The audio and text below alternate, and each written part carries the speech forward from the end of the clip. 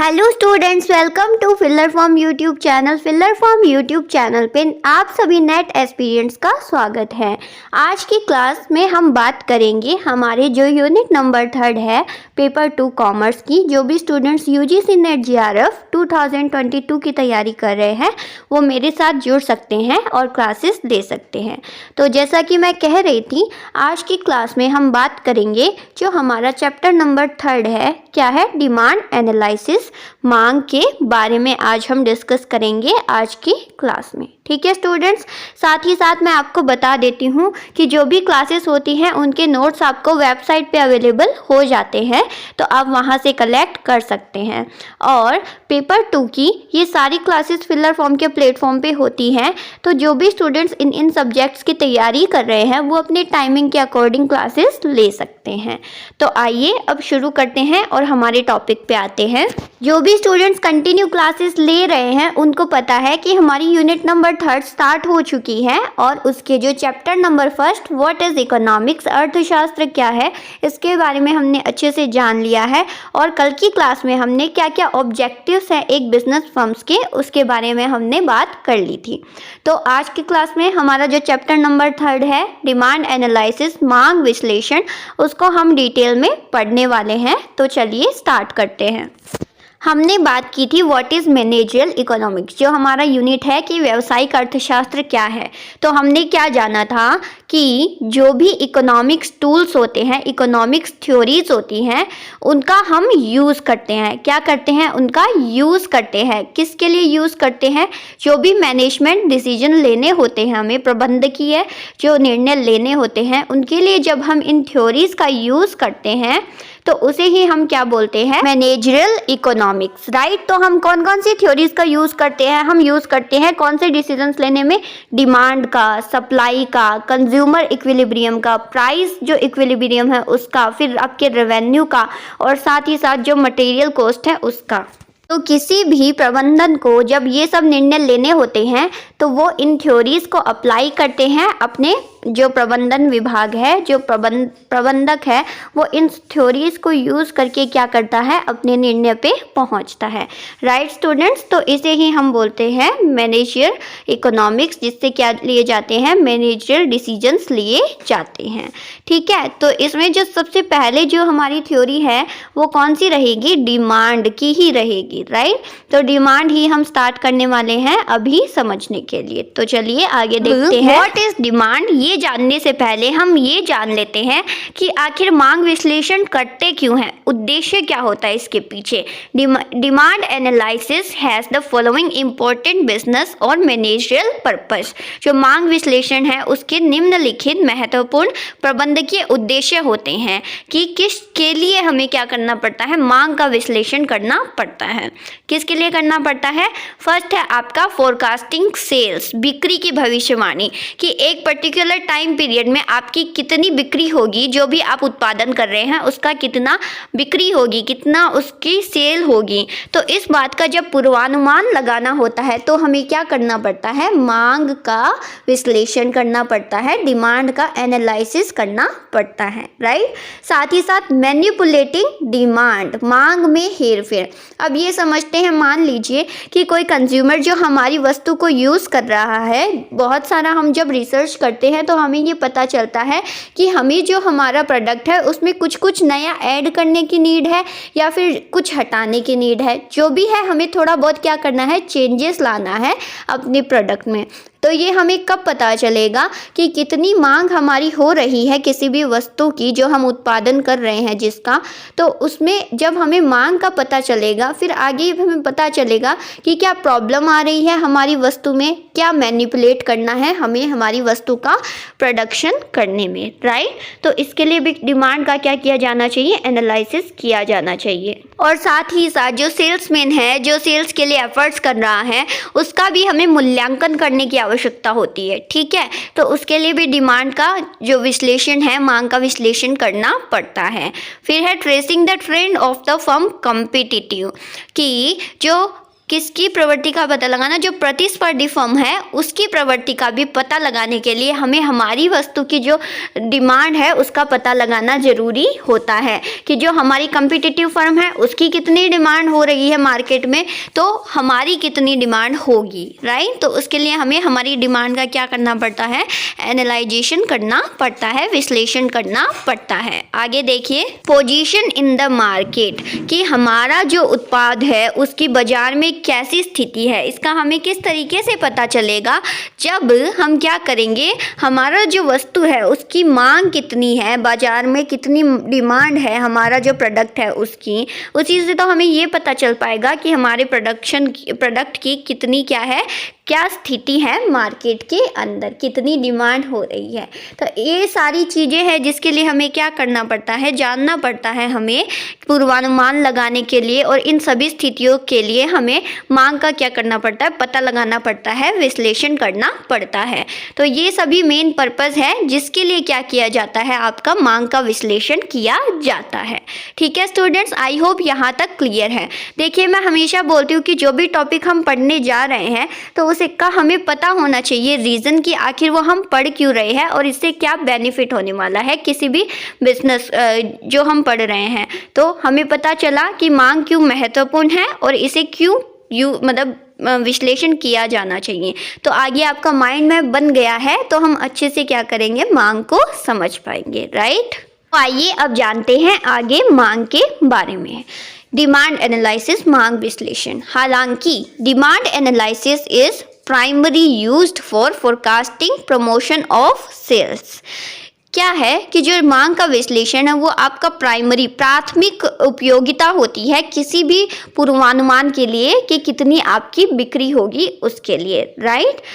तो इसमें पूर्वानुमान करने के लिए हमें 3 चीज़ें हैं, 3 कुछ ऐसी टर्म्स हैं जिनको हमें अच्छे से पढ़ना पड़ेगा, ठीक है।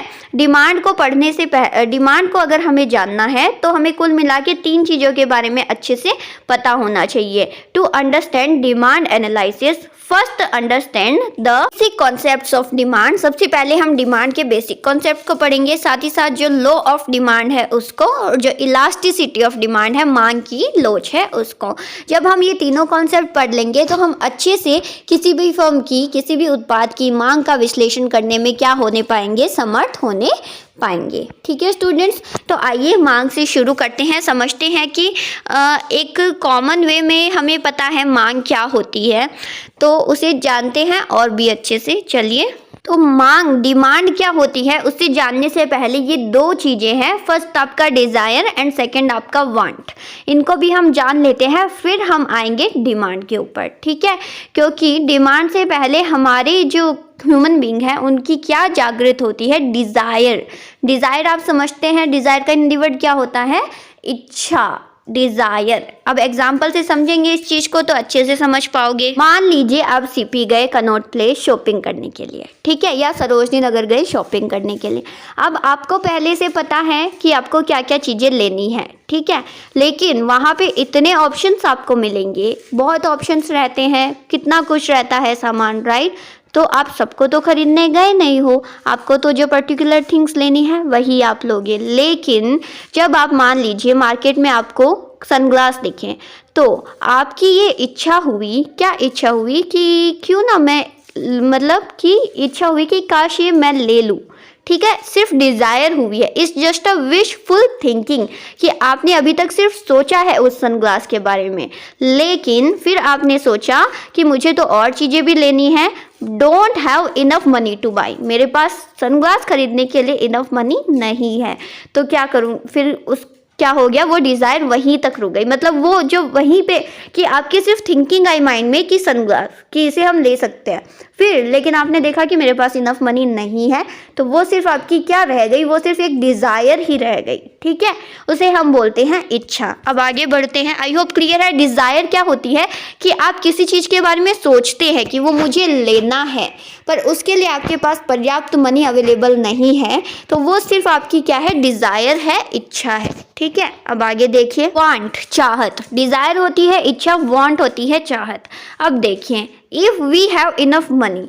मान लीजिए हम सरोजनी नगर गए, हमें कपड़े लेने हैं और अचानक से हमें सनग्लास दिख गया और हम सोचे कि क्यों ना हम ये भी ले लेते हैं, और हमारे पास उसको लेने के लिए क्या है, मनी भी है, ठीक है, but not willing to spend it on product. और पास में ही आपको क्या दिख गई, कुछ खाने की चीज़ दिख गई। अब आप सोचोगे यार सनग्लास का मतलब, आपने देखा सनग्लास और आपके पास पैसे भी हैं, आपने सोचा कि सनग्लास तो एक दो बार यूज़ आएगा, क्या करूँ मैं लेके, छोड़ो रहने देते हैं। मतलब कि आपकी जो विलिंगनेस है वो वहाँ पे नहीं है उस चीज़ को बाय करने की। आपके दिमाग में आया, आपने वहाँ पे जाके देखा, आपके पास पैसे भी हैं, लेकिन आपकी फिर अचानक से थिंकिंग चेंज हो गई, आपने सोचा कि नहीं मेरी इच्छा नहीं है, विलिंगनेस नहीं है कि मैं ये नहीं लूँगी। ठीक है, होता है कई बार, आपने देखा होगा कि हम जाते हैं शॉप में, विंडो शॉपिंग करके आ जाते हैं, चीज़ों को देख देख के, सिर्फ हमारे पास मनी भी है लेकिन हमें लेना नहीं है, वो हमारी विलिंगनेस नहीं है लेने की। होता है ना ऐसा, डिपार्टमेंटल स्टोर में जाते हैं हम तो जो चिप्स जो स्नैक्स होते हैं कितने सारे, ठीक है, मेरे साथ होता है ऐसा जनरली। मैं जब जाती हूँ तो जो भी बहुत सारे स्नैक्स वगैरह होते हैं उनको सबको मैं देखती हूँ, फिर मैं सोचती हूँ कि इतने सारे ऑयली नहीं खाने सकते हम, तो क्या करती हूँ, सिर्फ मैं, मेरे पास पैसे भी होते हैं, मैं देखती भी हूँ, पर लास्ट में मेरी विलिंग क्या होती है कि नहीं मैं नहीं लूँगी क्योंकि इतना ऑयली मैं नहीं डिजर्व करती हूँ खाना, राइट। तो वही है, वहाँ पे मेरी क्या हुई, विलिंगनेस नहीं हुई उस चीज़ को खरीदने की, राइट। तो उसे हम बोलते हैं क्या, वांट। मतलब हम चाहते हैं लेकिन हमें लेना नहीं है, उसे हम बोलेंगे, क्या बोलेंगे, वांट बोलेंगे। तो डिज़ायर समझ में आया, कोई ऐसी चीज़ जो हमारे माइंड में आई है सिर्फ, लेकिन हमारे पास उसके लिए पैसे नहीं हैं, ठीक है। जैसे थार लेना है, किसी ने भी सोच लिया मुझे थार लेना है, पर पैसे ही नहीं है, कहाँ से लोगे, ठीक है। दूसरा है वांट। वांट में क्या होगा कि आपको अपने के दिमाग में आया, आपके पास पैसे भी हैं, फिर लास्ट में कंक्लूजन निकल के आया नहीं मेरी इच्छा नहीं है, मैं नहीं लूँगी, बात खत्म, ठीक है। अब फिर जो नेक्स्ट है वो आती है आपकी डिमांड। क्या होगा, जो डिज़ायर और वांट दोनों जब मिल जाएंगी तो आपस में, और उसमें एक और चीज़ ऐड हो जाएगी, क्या ऐड हो जाएगी, विलिंगनेस भी ऐड हो जाएगी। आप खरीदने के लिए तैयार हो जाओगे उस चीज़ को और खरीद लोगे, ठीक है, तो वो होगी आपकी डिमांड। आइए देखते हैं, in this consumer is not only desiring to purchase. मतलब हम सरोजनी नगर गए, हमने सनग्लास देखा, नहीं लिया, ठीक है, लेकिन हम कपड़े लेने गए थे पूरा मन बना के, हमने कपड़े लेने गए, ये हमारी पहली थिंकिंग आई हमारे मन में, वो क्या हुई, डिज़ायर। उसके लिए हमारे पास पैसे भी थे, मतलब थिंकिंग भी थी, पैसे भी थे, तो मिलके बन गई वांट। उसके बाद हमने क्या किया कि उसे परचेज, एबल टू परचेज, हम वहाँ गए, हम समर्थ हैं उन कपड़ों को खरीदने के लिए, तो हमने क्या किया, कपड़े खरीद भी लिए, ठीक है। मतलब कहने का, is also ready to purchase at given prices. हमने वहाँ पे देखा कि क्या प्राइसेस हैं जो भी हमें लेना है, ठीक है, जो भी कपड़े हमें लेने हैं उनके प्राइसेस भी हमें समझ में आ गए, और एट लास्ट हमने क्या कर लिया, हम मन बना के गए थे कपड़े लेने के लिए, वहाँ पे प्राइसेस देखे हमने, हमारे पास मनी अवेलेबल थे, हम एबल थे उसको खरीदने के लिए, हमने पूरा मन बना लिया और लास्ट में हमने खरीद भी लिया, तो उसे हम बोलेंगे डिमांड। मांग का मतलब सिर्फ ये नहीं होता कि आप मम्मी से पैसे मांगते हो उसको मांग बोलेंगे, नहीं, इसका मतलब होता है मांग का, किसी भी प्रोडक्ट की मांग का ये मतलब होता है कि सबसे पहले हम उसके बारे में सोच रहे हैं, दूसरा हमारे पास उसके लिए पैसे भी है, तीसरा हमने पूरा मन बना लिया है हम लेंगे, और एट लास्ट हमने वो चीज़ ले ली है, तो वो क्या होगी, आपकी डिमांड होगी। ठीक है स्टूडेंट्स, आई होप अच्छे से समझ में आ गया what is demand, what is desire and what is want. तीनों में बहुत डिफरेंस होता है, हम कॉमन वे में देखें तो हमें सेम लगते हैं, लेकिन कुछ कुछ डिफरेंस होता है जो आप समझ चुके हो, राइट। तो चलिए आगे, फिर हमने बात कर ली है डिमांड की। अब डिमांड के साथ साथ एक और टर्म आ जाती है, क्वांटिटी डिमांड। एक तो है मांग और एक है मात्रा मांग। अब मात्रा मांग क्या होती है इसको जानते हैं, और दोनों में क्या डिफरेंस है थोड़ा सा उसको जानते हैं, ठीक है। तो देखिए, एक पर्टिकुलर टाइम में कोई भी हम एक चीज़, मान लीजिए कि एक जो प्राइस है किसी भी, मान लीजिए एक पेन है उसका प्राइस है 5 रुपीज़, ठीक है, तो मैं एक महीने में पर्टिकुलर टाइम के अंदर उसकी कितनी क्वांटिटी परचेज कर रही हूँ, 20 यूनिट्स, मतलब एक 5 रुपये का पेन है और एक महीने में 20 जो पेन है वो मैं खरीद रही हूँ, ठीक है। लेकिन जब हम सिर्फ पेन की बात कर रहे हैं और मैं अकेले बात कर रही हूँ, मतलब मेरी बात हो रही है और पेन की बात हो रही है, ठीक है, कि एक 5 रुपये का पेन है वो मैं एक महीने में कितना खरीद लेती हूँ, 20 यूनिट्स खरीद लेती हूँ, ठीक है। बट क्या हुआ, धीरे धीरे करके टाइम चेंज हुआ और उसका जो प्राइस है पेन का वो 5 रुपये से क्या हो गया, मान लीजिए 10 रुपये हो गया। पेन का प्राइस क्या हो गया, 10 रुपये। तो अब भी क्या मैं एक महीने में 20 यूनिट्स खरीदूंगी? नहीं, मेरी जो कैपेसिटी है वो सिर्फ थी कि मैं कहने का मतलब क्या हुआ, 5 रुपये में मैं 20 पेन खरीद रही थी पूरे एक महीने में। तो अब जब पेन 10 रुपये का हो गया तो मैं क्या 10 पेन ही खरीदूंगी कि नहीं, क्योंकि मेरी कैपेसिटी तो उतनी है, प्राइस बड़े हैं। इसका मतलब ये थोड़ी है, उससे क्या होगी, मेरी डिमांड कम हो जाएगी उस पर्टिकुलर यूनिट के लिए। अफोर्ड ही उतना ही कर रही हूँ, वो 5 रुपये का था तो मैं 20 यूनिट्स ले रही थी, लेकिन अब 10 रुपये का हो गया तो मेरी तो डिमांड कम हो जाएगी, मैं क्या ले लूँगी, 10 यूनिट्स ही उसका लूँगी। ठीक है, ये किसकी बात हो गई, एक चीज़ की बात हो गई, मेरी और पेन की, राइट। तो अब जब तक उसका प्राइस 5 रुपये था और मैं उसकी 20 यूनिट्स ले रही थी, कोई हम किसी चीज़ से कंपेयर नहीं कर रहे, बट एक छोटी सी बात थी, बस एक छोटी सी बात थी कि 5 रुपये का प्राइस था और मैंने 20 यूनिट्स एक महीने में ले रही थी। तो इसको तो हम बोलेंगे क्वांटिटी डिमांड, कि मतलब हम किसी चीज़ से कंपेयर नहीं कर रहे, ना प्राइस से कि प्राइस उसका बढ़ा है घटा है, कुछ नहीं, बस हमने जनरली कोई भी मांग का एनालाइज किया कि पर्टिकुलर मैं 5 रुपये का एक पेन है वो क्या ले रही हूँ, 20 यूनिट्स ले रही हूँ एक महीने में, तो उसे हम बोलेंगे मांग की मात्रा। ठीक है, कि एक पर्टिकुलर जो प्राइस है उस पर कितनी क्या की जा रही है, डिमांड की जा रही है किसी के द्वारा उस यूनिट की, तो उसे तो हम बोलेंगे क्वांटिटेटिव डिमांड। ठीक है, अब फिर साथ में हमने ये भी अगर देख लिया कि प्राइस अगर बढ़ा है तो फिर आपकी कितनी डिमांड हुई है, मतलब पहले आपकी कितनी डिमांड थी और अब आपकी कितनी डिमांड हुई है। जब ये दोनों चीज़ मिल जाएगी तो आपका क्या होगा, उसे हम बोलते हैं डिमांड। सिर्फ एक टाइम पे एक प्राइस पे कोई कितनी यूनिट की डिमांड हो रही है वो तो होगी क्वांटिटी डिमांड।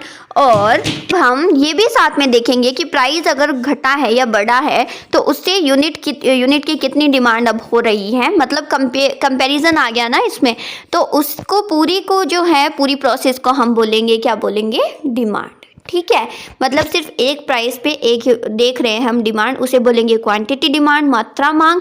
और अगर प्राइस के घटने बढ़ने पे जो यूनिट की जो क्वांटिटी है उस पर इम्पैक्ट पड़ रहा है उसको भी साथ में अगर हम देखेंगे तो कुल मिला के हो जाएगी मांग, डिमांड। ठीक है, आई होप क्लियर है। मेजर छोटा सा डिफरेंस है दोनों में, मात्रा मांग और मांग में, इसको ध्यान में रखना है। ठीक है, आई होप क्लियर है अच्छे से। आगे बढ़ते हैं। अब मांग की बात हो गई, मात्रा मांग की बात हो गई, अब हम बात करेंगे डिमांड। एक होती है आपकी इंडिविजुअल डिमांड और एक होती है आपकी मार्केट डिमांड। इंडिविजुअल यानी व्यक्तिगत मांग और एक होती है आपकी बाजार मांग। दोनों को देखते हैं, वैसे नाम से भी थोड़ा समझ में आ रहा है, आइए देखते हैं। इंडिविजुअल डिमांड क्या होगी, an individual demand for a commodity में बी डिफाइंड एज, किसी व्यक्ति की किसी वस्तु की मांग को डिफाइन कर सकते हैं as the quantities of that commodity that the individual is willing, able and ready to buy at each possible price during a given time period. जो डिमांड की परिभाषा है वो इसमें इंक्लूड हो रही है, किसके लिए, एक पर्टिकुलर व्यक्ति के लिए, एक व्यक्ति के लिए। ठीक है, कि जो एक पर्टिकुलर व्यक्ति क्वांटिटीज ऑफ दैट कमोडिटी, किसी भी वस्तु की क्या करता है, मात्रा की क्या करता है, डिमांड करता है। क्या करता है, मात्रा की विलिंग करता है, मतलब चाह भी रखता है खरीदने की, और उसको खरीदने में क्या है, एबल भी है, सक्षम भी है, और उसको खरीदने के लिए क्या है, रेडी भी है, रेडी टू बाय। कब, एट ईच पॉसिबल प्राइस, जो उस टाइम पे जो पॉसिबल प्राइस है, जो प्राइस है, मूल्य है, during a given time period, एक पर्टिकुलर दिए हुए टाइम पे। ठीक है, किसी व्यक्ति की किसी वस्तु की मांग की मात्राओं के रूप में परिभाषित किया जा सकता है वह वस्तु जिसे व्यक्ति प्रत्येक पर खरीदने के लिए तैयार, सक्षम और तैयार है किसी निश्चित समयावधि के दौरान संभावित मूल्य पर। ठीक है स्टूडेंट्स, तो ये यहाँ पे किसकी बात हो रही है, इंडिविजुअल की बात हो रही है। इंडिविजुअल जब डिमांड करता है किसी भी कमोडिटी के लिए, उसकी विलिंगनेस होती है, एबल भी होता है और रेडी भी हो जाता है, तो उसी को किस पे, जो पॉसिबल प्राइस है उस पे और पर्टिकुलर टाइम पीरियड है उस पे। ठीक है, तो उसे ही हम बोलेंगे individual demand. I hope clear है। कौन कौन सी टर्म्स आई इसमें, कि एक इंडिविजुअल तैयार है, एबल है, किसके लिए, तैयार है, एबल है किसी कमोडिटी को खरीदने के लिए, कब, जब उसका पॉसिबल प्राइस है, मूल्य है उस पे, और गिवन टाइम पीरियड में, जो समय अवधि है उस टाइम पे, तो उसे हम बोलेंगे व्यक्तिगत मांग, individual demand. I hope clear है।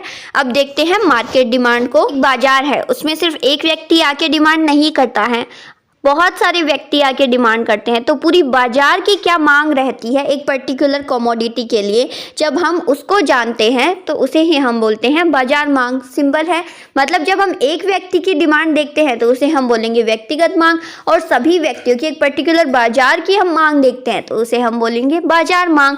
जब किसी एक बाजार में जो सारे ह्यूमन बींग्स हैं, वो तैयार हैं किसी प्रोडक्ट को खरीदने के लिए एक गिवन टाइम पीरियड में और गिवन प्राइस पे, तो उसे हम बोलेंगे बाजार मांग। ठीक है।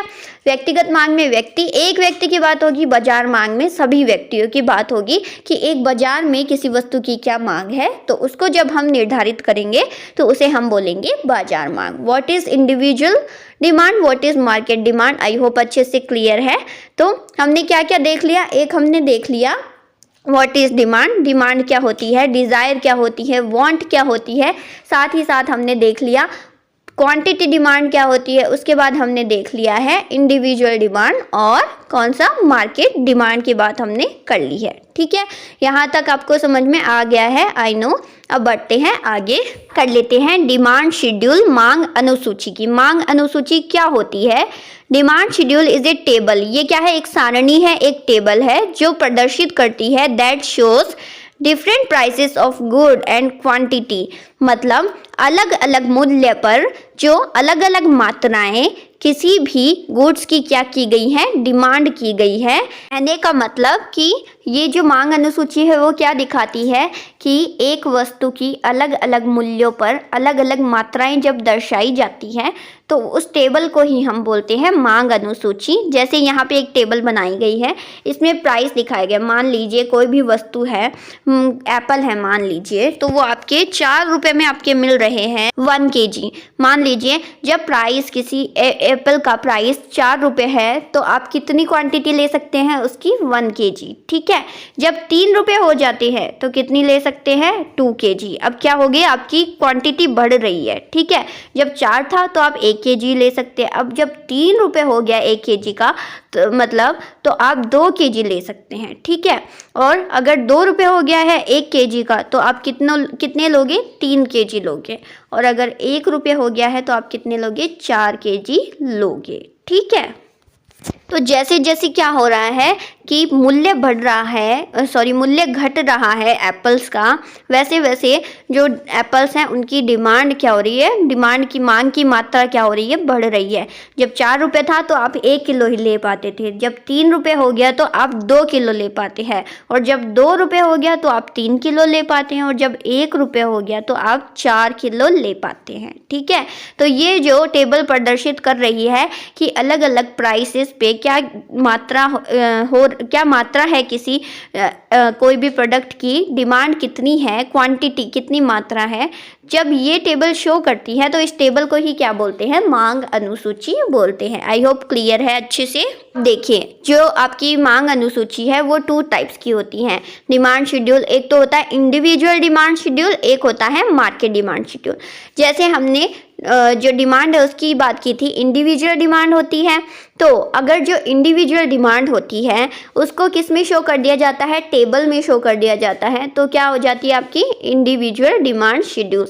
मतलब कोई व्यक्ति भिन्न भिन्न मूल्यों पर जो अपनी मात्रा बढ़ा रहा है या घटा रहा है किसी भी वस्तु की, उसको जब एक सारणी में प्रदर्शित कर दिया जाता है तो उसे तो हम बोलेंगे इंडिविजुअल डिमांड शेड्यूल। और अगर पूरे मार्केट में बाजार की एक पर्टिकुलर भिन्न भिन्न मूल्यों पर क्या हो रही है, मात्रा जो घट पड़ रही है, उसको जब हम सारणी में प्रदर्शित कर रहे हैं एक बाजार की मांग को, मार्केट डिमांड को, तो उसे हम बोलेंगे, क्या बोलेंगे, मार्केट डिमांड शेड्यूल। ठीक है। देखिए यहाँ पे, the table which shows quantities of a given commodity which an individual consumer, यानी एक उपभोक्ता द्वारा only, ठीक है, but at all possible prices at a given time, एक पर्टिकुलर दिए हुए समय में, ठीक है। तो यहाँ पे वही प्राइस दे दिए कि जब 1 रुपये था तो क्वांटिटी मतलब मात्रा कितनी थी किसी भी पर्टिकुलर वस्तु की, 4 रुपये। 2 रुपये हो गया तो कम हो गए, कितने हो गए, 3, 3 हो गया 2, 4 हो गए 1, ठीक है।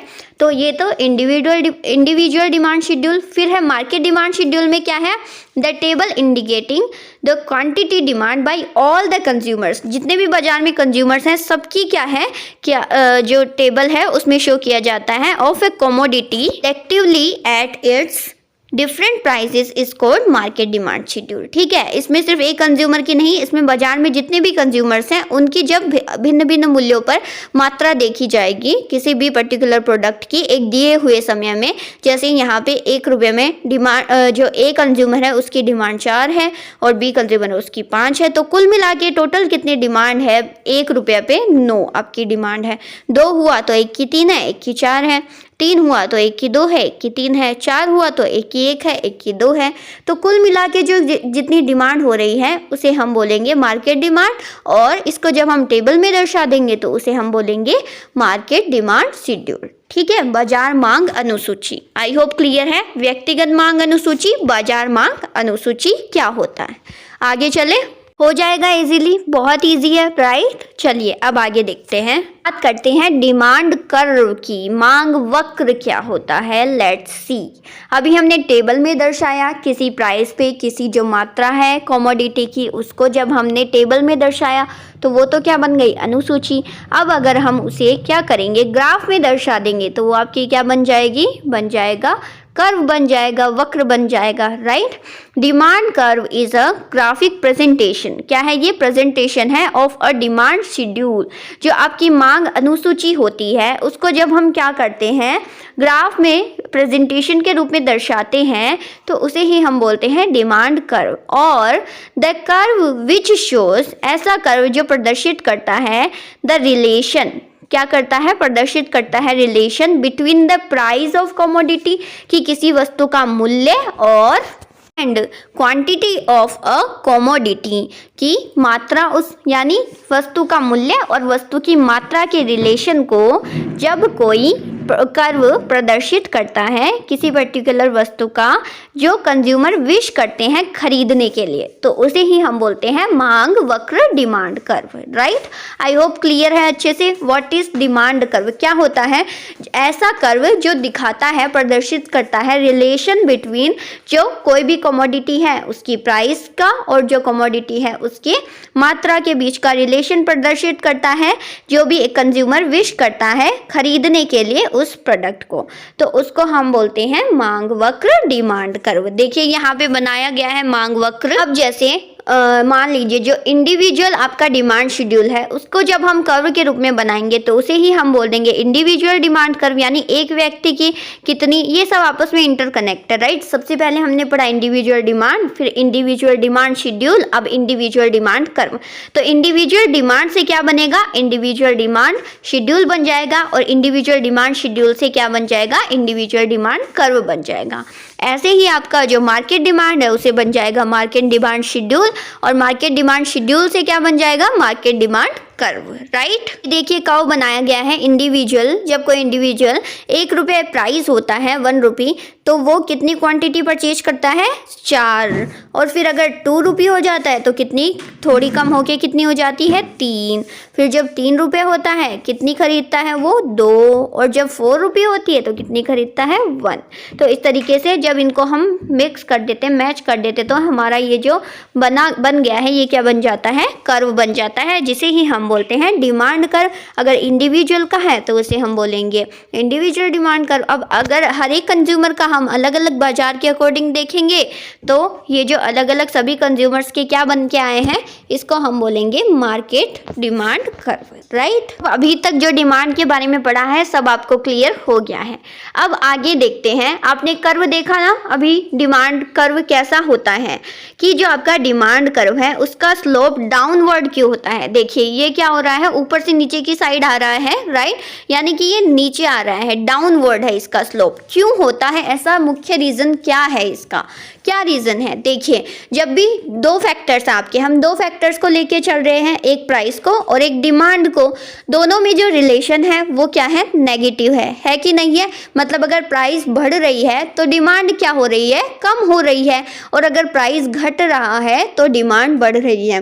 तो जब भी दो फैक्टर्स में जो आपका रिलेशन क्या होता है? नेगेटिव होता है, तो जो आपका कर्व बन के आएगा वो हमेशा कैसा होगा? डाउनवर्ड ही होगा। ठीक है, इसको ध्यान में रखिएगा। मेन मुख्य रीज़न यही होता है कि जो क्वांटिटी और जो प्राइस है उसमें क्या है? आपका नेगेटिव रिलेशन है, इसलिए आपका क्या होता है? आपका जो कर्व है उसका स्लोप क्या होता है? डाउनवर्ड होता है। ठीक है, as evident from this figure, demand curve slopes downward negative from left to right. ठीक है, ये क्या है? लेफ्ट से राइट की ओर है। It means demand extend when price falls, यानी डिमांड बढ़ती है जब प्राइस गिरता है, and contract when price rises, उल्टा होता है, जब प्राइस क्या होता है? बढ़ता है, तो इससे उल्टा होता है। Downward sloping of demand curve which is a graphical presentation of law of demand. Law of demand हम पढ़ेंगे, उसी का ही ग्राफिकल प्रेजेंटेशन होता है, जिससे क्या होता है? जो आपका स्लोप है वो क्या होता है? डाउनवर्ड होता है। Is due to following reason, जिसका मेन रीजन अभी मैंने आपको बता दिया कि इनमें जो नेगेटिव रिलेशन होता है उसकी वजह से ऐसा होता है। ठीक है, तो 5 पॉइंट्स कुछ ऐसे हैं जिनकी वजह से क्या होता है? जो स्लोप होता है वो डाउनवर्ड होता है। आइए उनको हम जान लेते हैं। ये इसका फर्स्ट रीजन है आपका law of diminishing marginal utility, कि कोई भी पर्टिकुलर वस्तु है उसकी उपयोगिता धीरे धीरे जब कम होती जाती है तो उससे भी इम्पैक्ट पड़ता है आपका मांग पे, और आपका जो स्लोप है वो क्या होता है? डाउनवर्ड होता है जब हम कर्व बनाते हैं तब। आइए जानते हैं कैसे। पहले समझाती हूँ एग्जाम्पल से, अच्छे से समझ में आएगा आपको। ठीक है, मान लीजिए हम जाते हैं किसी पिज़्ज़ा शॉप पे, बहुत मन है, बहुत तेज भूख लगी है, हमारा खाने का मन है पिज़्ज़ा, आज तो पिज़्ज़ा खाएंगे ही खाएंगे। ठीक है, आप गए 6 स्लाइसेस का, आप अकेले हो, 6 स्लाइसेस का बड़ा सारा आपने पिज़्ज़ा ऑर्डर कर दिया और आपके पास आ गया। आपने जब उस पिज़्ज़ा की फर्स्ट स्लाइस खाई तो आपको कितनी सेटिस्फेक्शन मिली? अनलिमिटेड। आपको खा के बहुत आनंद आया, अच्छा लगा, भूख धीरे धीरे कम होने लगी। ठीक है, बहुत अच्छा लगा, टेस्ट भी अच्छा लगा। सेकंड खाया, ठीक है, अच्छा लगा। थर्ड खाया तो धीरे धीरे क्या हुआ कि हाँ आपका नॉर्मल होने लग गया, कि चलो आपकी भूख भी मिट रही थी और अच्छे से आपने खा लिया। जब 4 खा लिया तो ये हो गया, नहीं ये तो बहुत बड़ा है, मैं तो इतना ही खा पाऊंगा। ठीक है, 4 तक आपने खा लिया। ठीक है, पर जो 5 स्लाइस होगा उसकी उपयोगिता आपके लिए क्या होगी? चाहे आप वो कितना भी टेस्टी हो, लेकिन आपने ऑलरेडी उसी टाइम पे 4 अगर खा लिए तो क्या 5 के लिए आपकी उपयोगिता उतनी ही रहेगी जितनी फर्स्ट स्लाइस के लिए थी? बताओ, नहीं रहेगी ना। कहने का मतलब एक कमोडिटी की सीमांत उपयोगिता क्या होती है? धीरे धीरे कम होने लग जाती है। ठीक है, जो फर्स्ट स्लाइस की उपयोगिता थी वो आपकी 5th स्लाइस की उपयोगिता नहीं रहेगी उस गिवन टाइम पीरियड में, उसी सेम टाइम पे। राइट, तो देखिए यहाँ पे आई होप समझ में आया है मार्जिनल यूटिलिटी क्या होता है, सीमांत उपयोगिता क्या होती है, वो धीरे धीरे कम होने लगती है। ठीक है, law of DMU, law of diminishing marginal utility refers marginal utility any commodity, एक वस्तु की जो सीमांत उपयोगिता है वो क्या होती है? डिमिनिश, कम होती है, एज घटती है, as more and more of that good is purchase. मतलब ज़्यादा से ज़्यादा अगर आपके पास आप उसको खरीदोगे तो उसकी उपयोगिता धीरे धीरे क्या होने लग जाएगी? कम होने लग जाएगी। Obviously a consumer will by an additional unit of a commodity, लेकिन क्या होता है? कंज्यूमर तभी उसको फिर बाई करना पसंद करेगा इफ़ ही हैज़ टू पे लेस प्राइस फॉर इट। मतलब जो प्राइस उसने अभी दिया है अगर उसे कम प्राइस पे आपको मिलेगा तभी आप उसे लेना क्या करोगे? पसंद करोगे, compare to the previous unit, मतलब जो पहले आपने खरीदा उससे। ठीक है, आया समझ में? जैसे मान लीजिए जो 5th मान लीजिए आपने क्या किया, छोटा स्मॉल पिज़्ज़ा आपने ऑर्डर किया सिर्फ 4 स्लाइसेस का, और उससे आपको अच्छी खासी क्या मिल गई? सेटिस्फैक्शन मिल गई। उसके बाद मान लीजिए आपका ये था कि चलो आप थोड़ा एक और स्मॉल पिज़्ज़ा खा सकते हो, लेकिन आप कब खाओगे? जब सेम प्राइस में मिलेगा तो आप क्या बोलोगे? नहीं हमारा पेट तो भर गया, जो खाना था वो तो खा लिया, नहीं रहने देते हैं। आप नहीं लोगे ना फिर उसको। लेकिन अगर कोई ऑफर चल रहा है, एक के साथ आपको फ्री मिल रहा है एक, तो आप उसे छोड़ोगे नहीं ना, ले लोगे उसको, राइट? क्योंकि या तो वो फ्री मिल रहा है या वो कम प्राइस पे मिल रहा है, इसलिए आप लोगे। अगर सेम प्राइस पे आपको मिलेगा तो आप नहीं लोगे, राइट? तो आया समझ में कि व्हाट इज लॉ ऑफ, क्या नियम है डिमिनिशिंग मार्जिनल यूटिलिटी, सीमांत उपयोगिता के घटने का, ठीक है, घटती हुई सीमांत उपयोगिता। तो इसकी वजह से आपका जो डिमांड कर्व है उसका स्लोप क्या होता है, डाउनवर्ड होता है, लेफ्ट टू राइट। एक तो ये पॉइंट हो गया। अब आके देखते हैं नेक्स्ट पॉइंट आपका। नेक्स्ट है आपका इनकम इफेक्ट, आय का भी प्रभाव होता है। Income effect is the effect that a change in a person's real income caused by change in the price of commodity has on the quantity of that commodity. चलिए इसको भी समझते हैं। अब मान लीजिए आप बहुत दिनों से एक चीज़ यूज़ कर रहे हो, कोई भी, ठीक है, पेन यूज़ कर रहे हो, एक 5 रुपये का, जैसे पहले बताया था, ठीक है।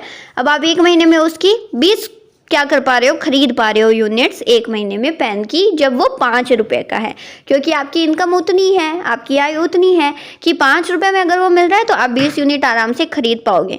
लेकिन टाइम के अकॉर्डिंग बाद में अगर उसकी प्राइस 10 रुपये हो जाती है तो आप क्या बोलोगे, मैं तो इस पे इतना ही क्या कर सकता हूँ, एक्सपेंड कर सकता हूँ। तो इससे आप क्या कर दोगे, जब आपका प्राइस बढ़ा है तो आप उसकी मात्रा क्या कर दोगे, मात्रा यूनिट क्या कम खरीदोगे उसकी, राइट? तो अब आप क्या करोगे, उसके सिर्फ 10 पेन ही खरीदोगे, जहाँ आप 5 रुपये का था 20 पेन खरीदते थे, क्योंकि आपकी इनकम उतनी थी, ठीक है। अब आप सेम पड़ेगा ना आपको, तो जब वो 10 रुपये का हो गया तब आप उसकी 10 यूनिट ही खरीद पाओगे, क्योंकि आपकी आप जो एक्सपेंड करना चाहते हो पेन के ऊपर उतना ही है आपकी विलिंग, ठीक है, उतना ही एबल हो आप और उतना ही खरीदोगे। तो इससे इनकम इफेक्ट का भी कारण होता है, जिसकी वजह से जो आपका डिमांड कर्व है वो क्या होता है, डाउनवर्ड होता है। आइए नेक्स्ट पॉइंट देखते हैं अभी। नेक्स्ट है आपका सब्स्टिट्यूशन इफेक्ट, प्रतिस्थापन प्रभाव क्या होता है, लेट्स सी, समझते हैं एग्जांपल से। मान लीजिए दो आपस में कोई प्रोडक्ट है, ठीक है, एक है आपका कोक, एक है आपकी पेप्सी। दोनों ही क्या है, कोल्ड ड्रिंक्स है। दोनों ही क्या है, टेस्ट में थोड़ी थोड़ी डिफरेंस है, लेकिन वैसे दोनों का यूज़ सेम है, दोनों पीने के काम आती हैं, ठीक है, मतलब कि कोल्ड ड्रिंक होती हैं और मिलता जुलता सा ही उनका क्या होता है, टेस्ट होता है। मान लीजिए दोनों की प्राइसेस अगर 10-10 रुपये है, तो दोनों के अपने अपने हिसाब से कस्टमर्स हैं और कस्टमर्स उनको बाई कर रहे हैं। लेकिन अगर कोक ने अपनी जो प्राइस है वो 10 रुपीज़ ही रखी है, बट पेप्सी ने क्या किया, उसकी कॉस्ट ज़्यादा आ रही थी तो उसने क्या कर दिया, प्राइस बढ़ा दिए, 12 रुपये कर दिए, ठीक है। अब मान लीजिए कोई कंज्यूमर आया, बस स्टैंड पे कोई आया है, थका हारा, उसको कोल्ड ड्रिंक पीना है, वो प्राइस पूछेगा, बोलेगा पेप्सी दे दो, कितने रुपए की है, बोलेगा ये तो 12 की है। फिर पूछेगा नहीं, अच्छा तो कोक कितने की है, ये तो 10 की है, तो एक काम करो मुझे कोक ही दे दो। क्यों? क्योंकि वो 2 रुपये क्या है, कम में उसे मिल रही है। तो क्या हुआ, जो पहले पेप्सी पीने वाला जो कस्टमर था, अब वो कहाँ चला गया, वो कोक पे चला गया, ठीक है। डिमांड किसकी कम हो गई, पेप्सी की डिमांड कम हो गई। क्यों हो गई? क्योंकि एक तो उसने प्राइस बढ़ा दिया, और अगर उसका अल्टरनेटिव जो कोक है वो अवेलेबल है तो वो कोक को ही प्रेफर करेगा फिर, राइट? क्योंकि उसके प्रतिस्थापन में अन्य जो प्रोडक्ट है वो अवेलेबल है, तो वो पेप्सी की जगह क्या ले लेगा, कोक ले लेगा। इस वजह से भी क्या होगा, प्राइस और डिमांड इफेक्टिव क्या होगा, प्राइस और डिमांड पे इफेक्ट पड़ेगा, और जो कर्व होगा वो आपका क्या हो जाएगा, डाउनवर्ड हो जाएगा। कि अगर प्राइस बढ़ा है तो उससे क्या होगा, वो कोक के पास चला जाएगा, और जो पेप्सी है उसकी डिमांड कम हो जाएगी क्योंकि उसका प्राइस बढ़ा है और उसके लिए अल्टरनेटिव अवेलेबल है, right? Substitution effect is the effect, प्रतिस्थापन प्रभाव एक ऐसा प्रभाव है that a change in relative price of substitute goods, कि जब चेंज होता है जो आपके रिलेटिव प्राइस ऑफ, जो आपका रिलेटिव गुड्स है उसके प्राइस में जब चेंज होता है ऑन द क्वांटिटी डिमांड, तो आपकी जो दूसरे की जो डिमांड है, अब कोक की डिमांड पे इम्पैक्ट हुआ कि नहीं हुआ, कोक की डिमांड बढ़ी ना, क्यों बढ़ी, क्योंकि जो पेप्सी है, जो प्रतिस्थापित जो गुड है उसकी डिमांड कम हुई तो कोक की डिमांड बढ़ गई। Substitute goods are goods that can be used in place of each other। आपको पता है सब्स्टिट्यूट गुड्स कौन से होते हैं, मतलब पेप्सी की जगह आप कोक का भी यूज़ कर सकते हो, अगर चाय महंगी हो गई तो कॉफ़ी भी पी सकते हो, या कॉफ़ी महंगी हो गई तो चाय भी पी सकते हो, राइट? ये क्या है, सब्स्टिट्यूशन गुड्स है, ठीक है। अब आगे देखिए नेक्स्ट पॉइंट, क्या है आपका डिफरेंट यूज, यानी मान लीजिए कोई भी एक गुड है, कोई भी वस्तु, उसका डिफरेंट डिफरेंट यूज किया जा सकता है। मान लीजिए दूध है, अब दूध से कितनी चीजें बन सकती हैं, पीने के काम आता है, दही भी बन सकता है, पनीर भी बन सकता है, घी भी बन सकता है, राइट। दूध से सारी चीजें बन सकती हैं। तो अब अगर दूध की क्या है प्राइस कम हो जाएगा, मिल्क का प्राइस कम हो जाएगा, तो उसकी डिमांड क्या नहीं बढ़ जाएगी। लोग क्या सोचेंगे, अच्छा है दूध की जो प्राइस है वो कम है, क्यों ना हम बाहर से घी मंगवाए, इससे अच्छा हम घर पे ही घी बना लेंगे। बाहर से दही मंगवाए, इससे अच्छा दूध ले लेते हैं, उसी से हम घर पे दही बना लेंगे। तो उससे क्या होगा, प्राइस बढ़ जाएगी। बट वही अगर मिल्क का प्राइस बढ़ गया तो लोग सोचेंगे, क्या सोचेंगे कि चलो हमें जो जितना यूज़ है, जितना पीना है उतना ही हम ले लेते हैं। होगा कि नहीं होगा ऐसा, है ना। तो some goods have more than one use, कुछ गुड्स का एक से ज़्यादा हम यूज़ कर सकते हैं। The demand for a commodity with alternate use tends to extend consequent upon the fall in their prices, कि मतलब अगर उनकी प्राइसेस में अगर नीचे आए हैं उसके प्राइसेस, तो उसकी डिमांड बढ़ जाएगी, राइट। तो ये भी कारण होता है जिस वजह से डिमांड कर्व क्या होता है आपका, डाउनवर्ड होता है, उसका स्लोप डाउनवर्ड होता है। ठीक है, अब एक और है, नेक्स्ट आपका देखिए क्या है, साइज ऑफ कंज्यूमर ग्रुप, कि कंज्यूमर्स उपभोक्ताओं के ग्रुप का जो आकार है वो, आइए समझते हैं कैसे।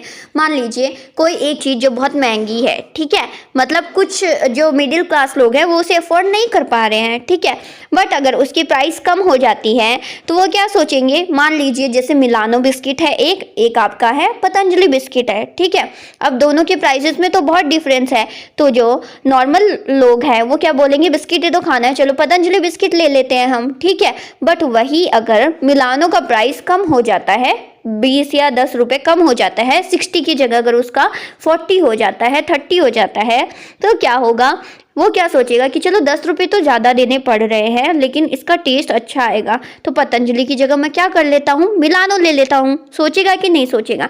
तो जो पहले कंज्यूमर पतंजलि की साइड था वो क्या करेगा, मिलानो की साइड आ जाएगा, कि पहले जो चीज़ महंगी थी वो थोड़ी सस्ती हुई है तो वो उसको लेना क्या करेगा, प्रेफर करेगा, राइट। तो इससे क्या होगा कि when the price of commodity falls, जब किसी वस्तु का प्राइस गिरता है, then many consumers, बहुत सारे उपभोक्ता जो पहले who are unable to buy that commodity, पहले उसको वस्तु को खरीदने में unable थे at its previous price, जो उनका पहले का प्राइस था उस पे क्या come forward, आगे आएंगे to buy it, ठीक है। तो इससे क्या होगा, उपभोक्ताओं का आकार बढ़ जाएगा उस पर्टिकुलर कमोडिटी के लिए।